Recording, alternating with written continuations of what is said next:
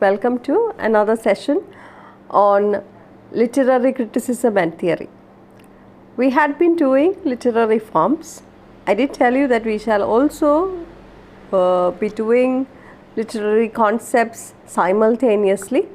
Once we are done with that, we will come to the main topics like lyrical ballads and tradition individual dance, the main essays. So let's just get these things completed first, and then we will move on to the main lectures or the main essays. So in this video, we shall focus or we shall discuss ambiguity. We did discuss, the first one was objective correlative by T.S. Eliot. I hope you understood what it means, and now we shall take up ambiguity. Now, ambiguity, if you look at the word ambiguity, it generally refers, or in ordinary sense, ambiguity means fault in style. A slight fault in style is what it means in ordinary sense. But with the publication of William Ebsen's 7 types of ambiguity, we studied this in methodology of literature under new criticism. I hope you remember these concepts that we studied in those lectures, new criticism, formalism and all. We did discuss William Ebsen's 7 types of ambiguity. We did discuss a video, we did do a video on ambiguity as such. Anyway, we'll just do it once more. So what is ambiguity? Ambiguity is a fault in style, but again this word changed its meaning, and it is now widely used in criticism to suggest interpretation, multiple interpretation of the text. When a text has many meanings, multiple interpretation. That's why we say Robert Frost's poems are mostly ambiguous in nature. It ends in ambiguity. Good fences make good neighbors. So the poem, the whole poem discusses, or it is all about whether there is a need for a wall or not. But with Frost, we also find that the poet is neither against, though the poet, he voices his desire not to have a wall, he is not against it either. So there is a multiple interpretation to the text also. The poem is ambiguous. It has 2 layers or 2 different meanings, or 2 meanings to it. And so that can be taken one as an example for ambiguity. Again, ambiguity also has, here when we discuss ambiguity, the poem is ambiguous. It has multiple layers of interpretation. At the same time, ambiguity also is actually a reference to a word that has, or to a phrase or a word or even a dialogue which has which can give you different meanings, suggestive of different meanings. We shall take up few examples to understand that as we move on. So it is now used as a literary device, okay, and the use of a single word or perhaps an expression, it is used to signify though 2 or more distinct references, to express 2 or more diverse attitudes or feelings also. That's what I said in Mending Wall. 2 diverse attitudes or 2 diverse attitudes of feelings is expressed in Mending Wall.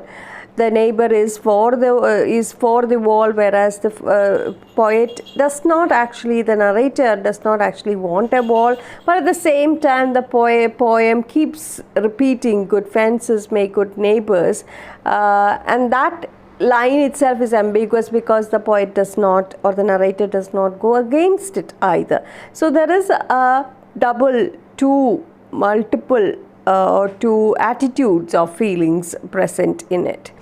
Now, multiple meaning or plurisignation are two other words that can be used as alternative terms for ambiguity. So for the word ambiguity, we can also use other words like multiple meanings. Okay, and this is an example to show ambiguity is cited in Antony, in the play Antony and Cleopatra, Shakespeare's Antony and Cleopatra. So that we will be able to understand what ambiguity is.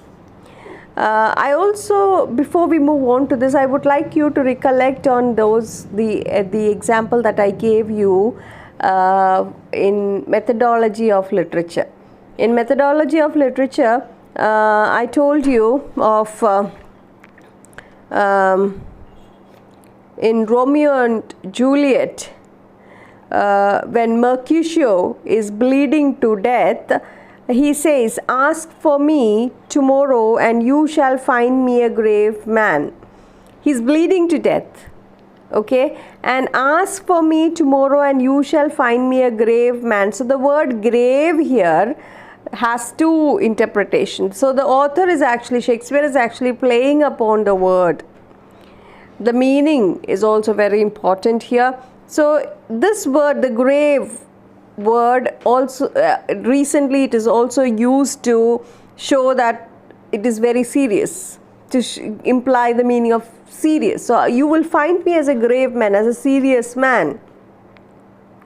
Ask for me tomorrow and you will find me as a serious man is one interpretation.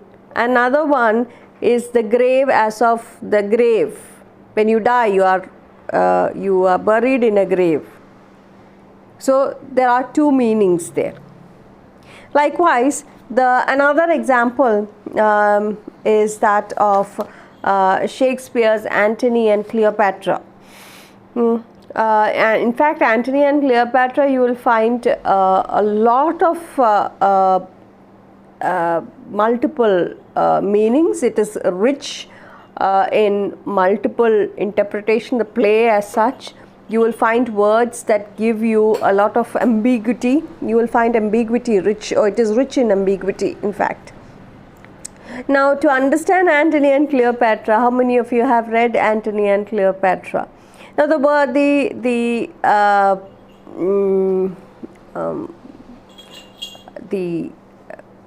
passage or the dialogue that is given to you here in your text is from the last scene, Act 5, Scene 2 of Antony and Cleopatra, where Cleopatra is about to commit suicide. So in the scene, the last act, or the fifth act, Scene 2, you will find Proculus. Proculus is a follower of Octavius Caesar. Now here the Caesar whom we are speaking about is not Julius Caesar.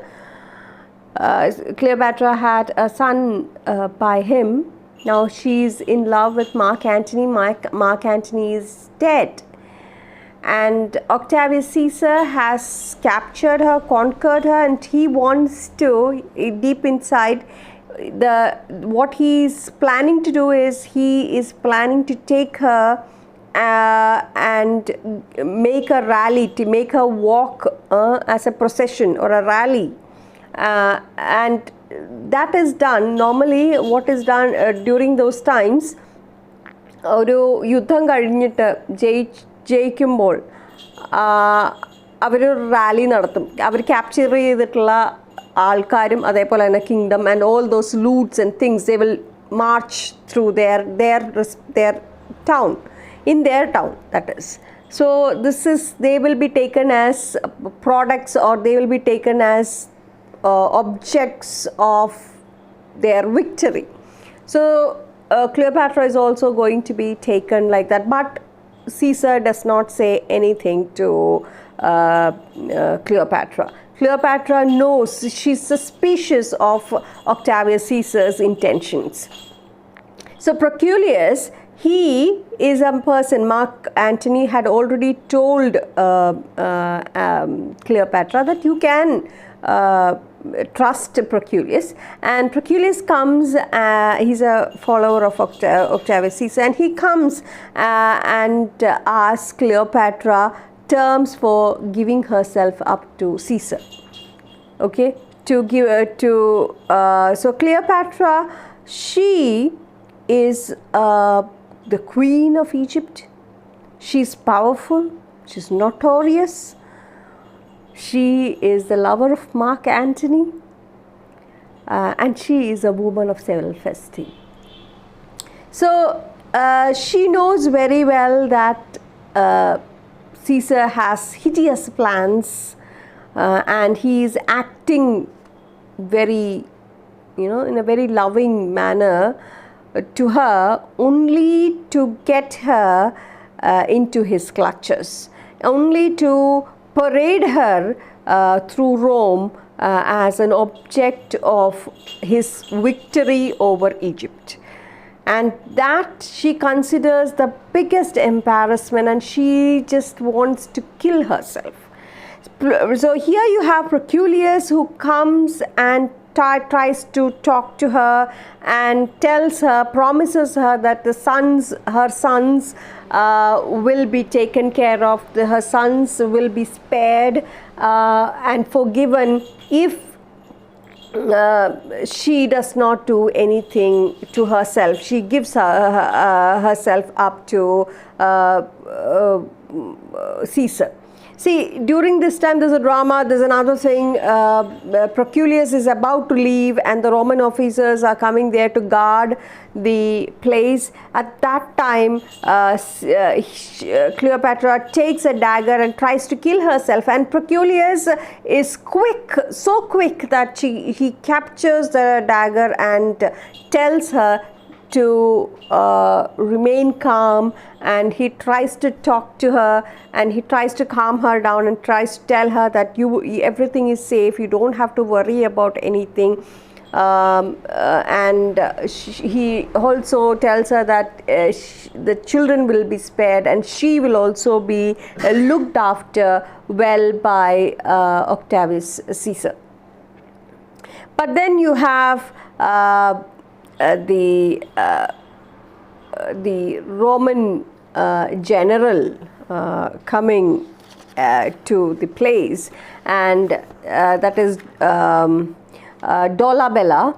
He is a Roman general and he feels pity for this queen. After all, she was a powerful queen, and when Dolabella listens to her grievance about how Mark Antony was and how he's in the grave now and their love and all those things, he feels sorry for Cleopatra, and through Dolabella, that is a Roman general, she gets to know the hideous, or her suspicion is cleared. Her suspicion is cleared in the sense she confirms her suspicion, not cleared. Her suspicion is confirmed that Caesar is indeed trying to take or going to parade her through the streets of Rome and display her as one of the, as a major attraction of his victory over Egypt. And Cleopatra is shocked and she's sad and she does not know what to do. It is at that time that you find a man, a rural man. This has been asked by, or this man has been asked by, summoned by Cleopatra herself, and he comes in with a fig, or with a basket full of figs, the fruit figs, and there's a lot of figs and leaves and all those things, and he is asked to, or he's been let to visit Cleopatra because he has been summoned by her. And inside this basket is an asp. asp is a venomous snake. Now the snake is going to, or she is going to suicide. She is going to commit suicide. So she has asked for the snake, and this snake is very deadly. Okay, so that is the place, or that is what we are dealing with, and we haven't come to what this ambiguity is. Ambiguity, to explain ambiguity, it is very simple, but I thought you should know the plot, or I thought you should know the know what is happening before we move on to ambiguity. So here we have the asp. So this rural man has brought in the asp. It is hidden inside the this basket full of fig trees, because Cleopatra is going to commit suicide. She has her maids in waiting, or she has her her servants, her maids in waiting, and she is going to take this asp and put it on her bosom. She's going to put it on her on her bosom, and she's going to make the asp bite her so that she will die.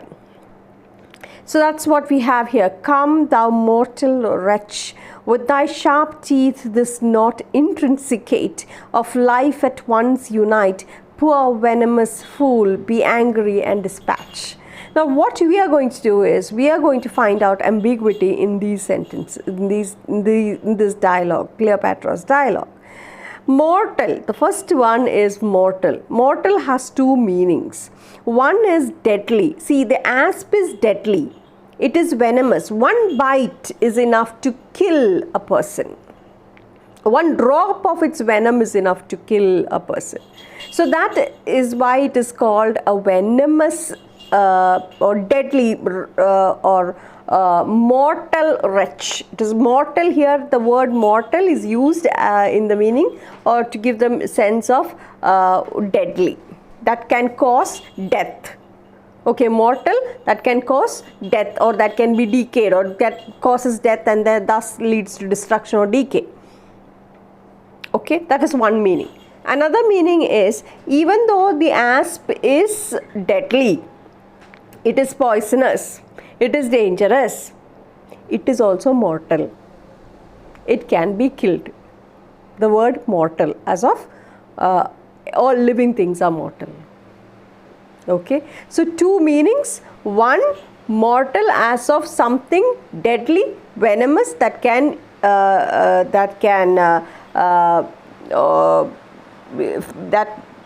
be fatal, that is death dealing.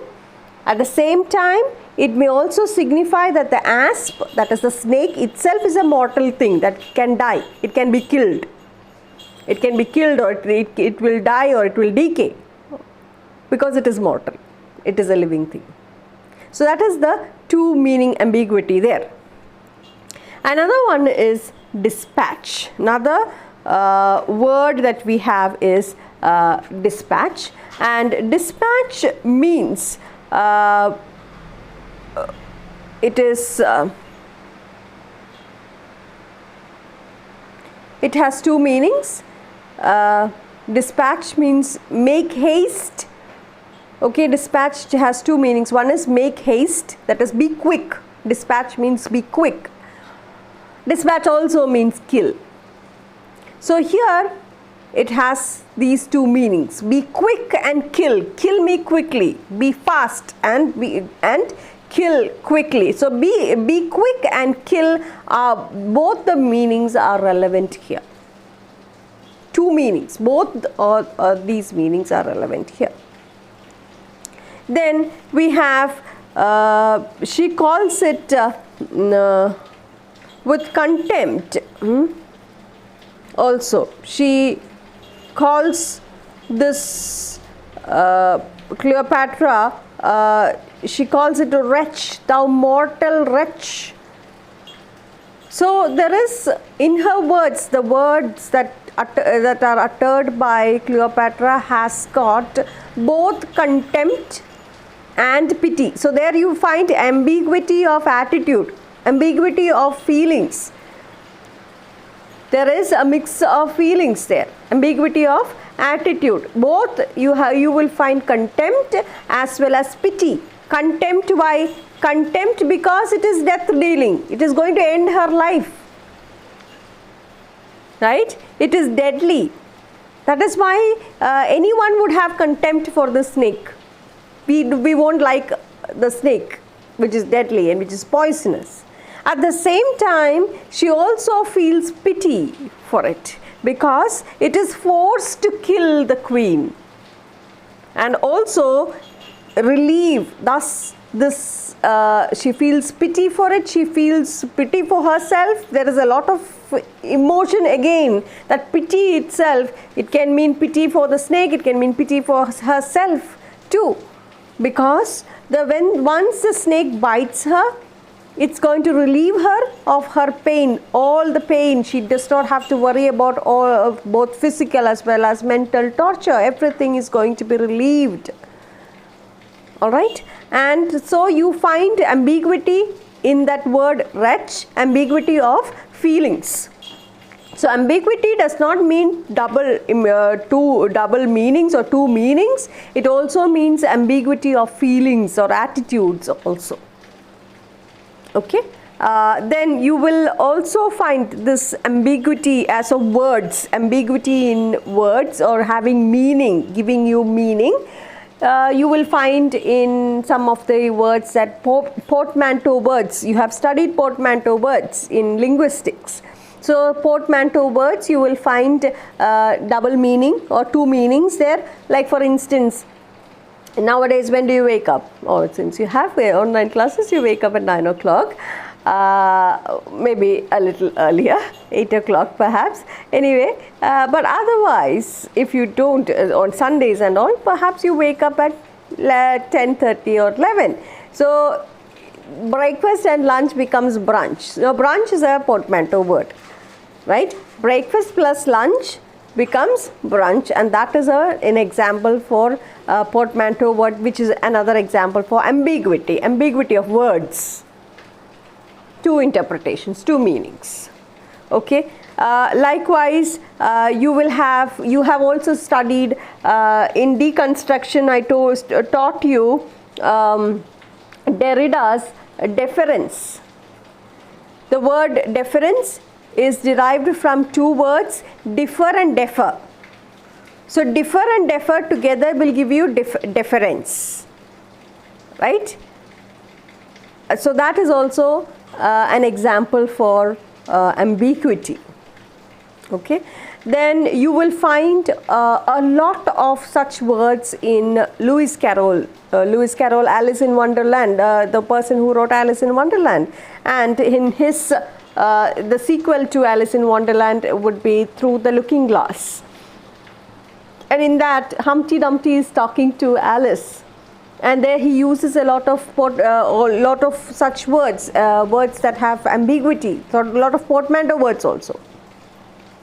Like for instance, slithy. Slithy is slime and light together form slithy. So you will find such type of words in such novels as well. So I hope you understood what ambiguity is. So by this analysis, or by his analysis of ambiguity, what William Epson has done is, William Epson has helped in expanding the awareness of the complexity of or richness of poetic language. So he has helped us to understand the richness and complexity of poetic language. Okay, in poetry, it gives us, this ambiguity gives us layers of meaning, and therefore from one complex or one term you get several ideas, several interpretations can be derived at. Okay, but at the same time it also has a negative side, and the negative side is that because of this ambiguity, the risk is we kind of have this quest for it that we overread the text, and we are sometimes even it leads to contradictory statements, or it leads to contradictory explanations of that literary word or passage. So overreading is another is a negative aspect that you find in due to ambiguity. Clear? So what is ambiguity? Ambiguity in ordinary sense means fault. But after William Epson's William Epson in his book 7 Types of Ambiguity, he clearly asserts or states the double meaning or the multiple meaning or multiple interpretation of a text. So that multiple interpretations are also alternative terms for ambiguity. It also is used to mean or what is it? 2 or more diverse attitudes or feelings. Okay, so it is a literary device used to mean a single word or an expression is used to signify 2 or more distinct references or to express 2 or more attitudes of feelings. So that is ambiguity. Okay, and the examples that we used tells us the multiple interpretations, both mortal, the word mortal gives you an example for 2 meanings, right? Mortal, wretch, she calls the asp mortal, which means deadly, death blow or death dealing. At the same time, it is also it is something that will die. It is mortal. The asp is mortal. Then another one is the word wretch itself. Wretch itself has got 2 feelings, 2 or even more distinct type of distinct feelings associated with it.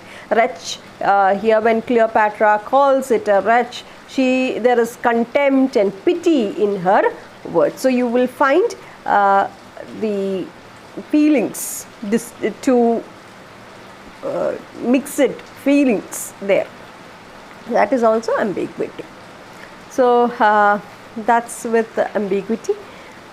Let me also explain intentional fallacy and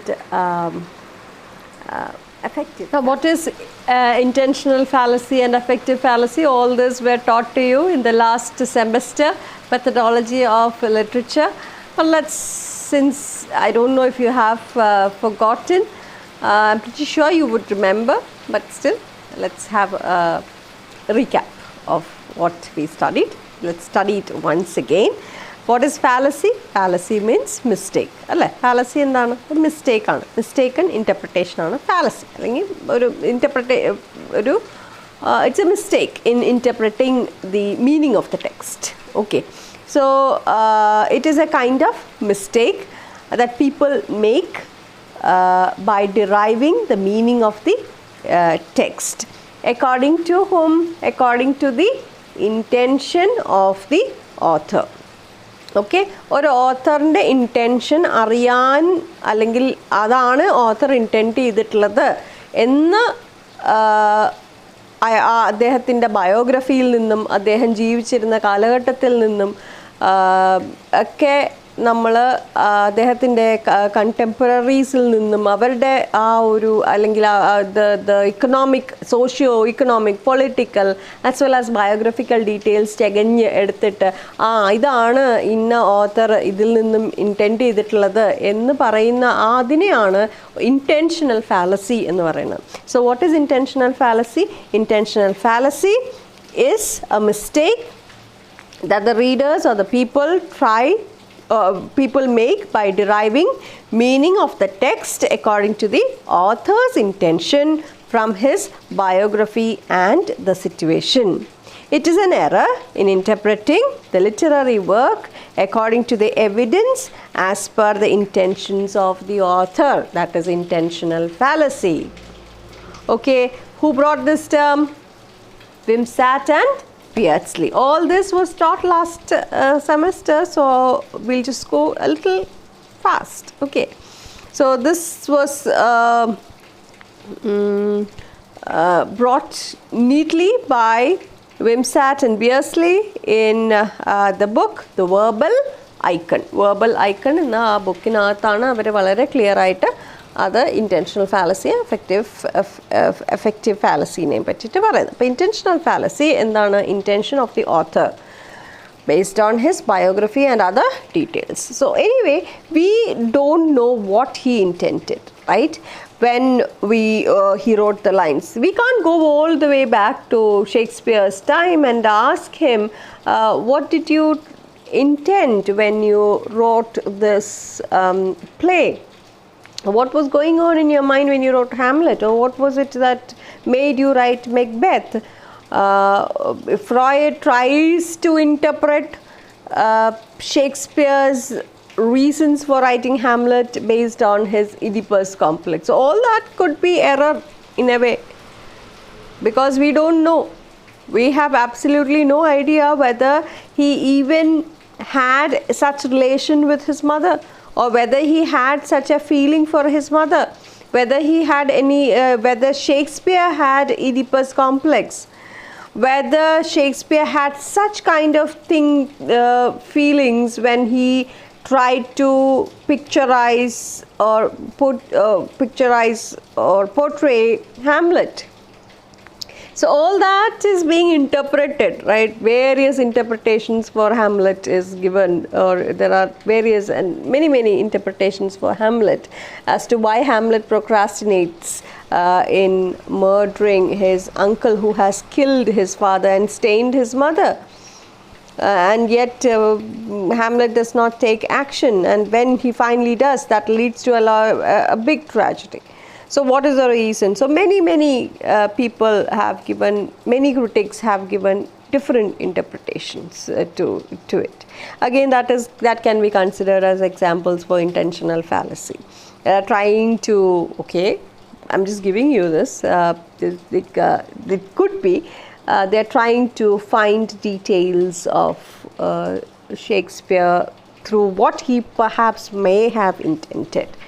Okay, critically analyzing what he may have intended, especially when it comes to Freud's Hamlet suffering from Oedipus complex, when he himself tries to, take you to the extent of stating that Shakespeare was in fact indirectly, because the author is suppressing his feelings. That's what Freud says, right? He suppresses his feelings, and this suppression comes out in a different form through literature.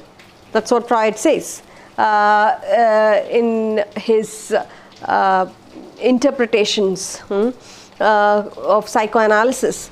So Shakespeare, according to him, was suffering from such a problem. So that is one example for intentional fallacy.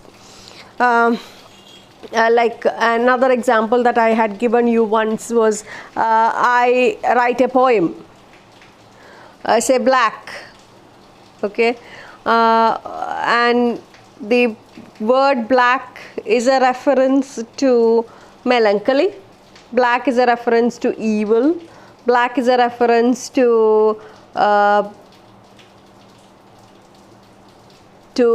racism, gender. Black is a reference to death. It could be so many things. So some will come with the idea that I tried to interpret, or I tried to mean melancholy, or I tried to mean death. Or I may be depressed, and so many interpretations based on it would come because of this word melancholy. Perhaps I meant nothing. I may perhaps meant or may have looked at my black cat, and perhaps I wanted to write something about my beautiful black cat, and perhaps it could have been a squirrel that I saw, and I wanted to write about that squirrel. Of course, the squirrels are not completely black, but still it may have occurred to me that I may have some other intention, and you have come up with a different intention of melancholia or depression or something else. Another example would be my blue curtain, okay, and the word blue again is suggestive of depression. So you would interpret it in that sense, that the speaker or the poet is in the ocean of depression. Perhaps I may have not even thought of that. I may have just wanted to write an absolutely simple, very peripheral kind of a poem, and that would be about my blue curtains. Nothing more than that. So what I'm trying to say is that if we try to base our interpretations, if we try to interpret the particular work in terms of the author's intention, we may end up making a wrong or judging the poem in a wrong manner. We cannot, however, try to gauge what the writer is intending. So we may not be able to understand what the writer has intended. Now, if the critic interprets using the author's biography, this is going to be a subjective interpretation, and it can lead to an error in the judgment. So that is with intentional fallacy. What about affective fallacy? Next is affective fallacy. Affective fallacy again is an error or a mistaken judgment or an evaluation on the basis of the emotional effect upon the reader. See, it is intentional fallacy, author; affective fallacy, the reader. So when I try to judge the work based on a particular emotion, best example would be the films. One example would be films. Like, you can't simply judge a movie by what others tell you or their opinion about the movie. So to some, they may like the movie, to some they may not have liked the movie. So again, you cannot judge that movie according to the views or the emotions of the viewer. You might end up judging it or giving a mistaken, or you might end up judging it wrong. Likewise, a book, if I am to say, for example, a work based on emotion, it can lead to a lot of misinterpretation. Basing it on the reader's emotion is not the ultimate indicator. There can be a very beautiful, a very good poem. Okay, again, since you are literature students, say you have a beautiful poem. It's all about love. For example, let's say Elizabeth Barrett Browning's "How Do I Love Thee." It's a beautiful love poem. But say if you are heartbroken, you just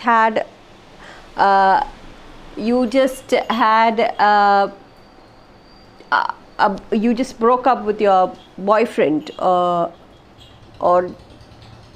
okay, and then you read the love poem. Do you think you would be able to appreciate it? No, you won't be able to appreciate the poem.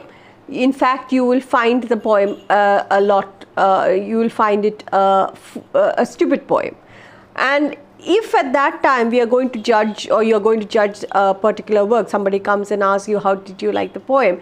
You would definitely say it's just stupid, silly love poem, and such poems you perhaps may not have appreciated the poem, and therefore you judge the poem according to that particular emotion in which you are in. But the poem is a beautiful poem. If you look at it from that angle, if you come out of it and you look at it from an objective angle, that poem is a beautiful poem, right? But your emotional state is not in a state where it can appreciate the beauty of the poem. You're heartbroken, and therefore you find that poem very silly, right? And you misinterpret the poem. Clear? So that is also a fallacy. So affective fallacy is the wrong judgment or the misinterpretation, basing it on the emotion of the readers. Okay, and who coined these terms? Wimsatt and Beardsley, okay, in their work Verbal Icon. So I hope you have understood. So until we meet again, thank you and keep safe.